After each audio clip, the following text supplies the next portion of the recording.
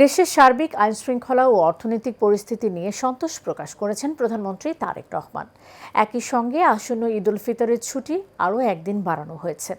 আজ প্রধানমন্ত্রী তারেক রহমানের সভাপতিত্বে মন্ত্রী পরিষদের সভায় এই সিদ্ধান্ত হয়। দুপুরে বৈঠক শেষে তথ্য ও সম্প্রচার মন্ত্রী জহিরুদ্দিন স্বপন জানান, ত্রয়োদশ জাতীয় সংসদের প্রথম অধিবেশনে রাষ্ট্রপতির ভাষণ নিয়ে মন্ত্রিসভায় আলোচনা হয়েছে। মণ্ডল ইলামের রিপোর্টে বিস্তারিত। সচিবালয়ে প্রধানমন্ত্রী তারেক রহমানের সভাপতিত্বে মন্ত্রী পরিষদের বৈঠকে সার্বিক আইনশৃঙ্খলা ও অর্থনৈতিক পরিস্থিতি সহ গুরুত্বপূর্ণ বিভিন্ন বিষয়ে আলোচনা হয়।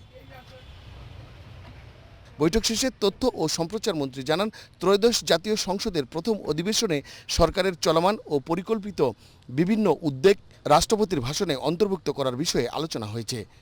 ইতিমধ্যে আমরা যে সিদ্ধান্তগুলি নিয়েছি, ফ্যামিলি কার্ড, কৃষক কার্ড, তারপরে কৃষি ঋণ, সেগুলি রাষ্ট্রপতির ভাষণের মধ্যে সরকারের এই সমস্ত পদক্ষেপগুলিকে রাষ্ট্রপতির ভাষণের মধ্যে দিয়ে যাতে প্রতিফলিত হয়, ইতিমধ্যেই যে প্রতিশ্রুতি এবং যেগুলি আমরা বাস্তবায়ন করার উদ্যোগ নিয়েছি, আমরা সে বিষয়ে আলাপ করেছি।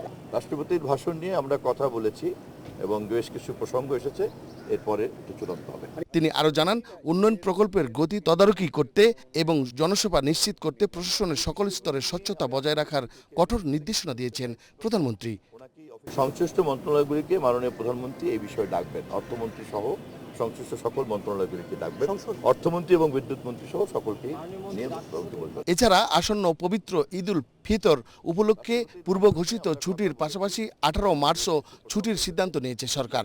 17 মার্চ পবিত্র শবে কদর ছুটি এবং এর ফলে কার্যত ছুটি 17 থেকে শুরু হবে বলে জানিয়েছেন প্রাথমিক ও গণশিক্ষা প্রতিমন্ত্রী ববি হাজ্জাজ। 18 মার্চ থেকে ছুটি, এটা সিদ্ধান্ত হয়েছে এবং এটা ফাইনাল চলে আসবে। মণ্ডল এনাম, এশিয়ান টেলিভিশন, ঢাকা।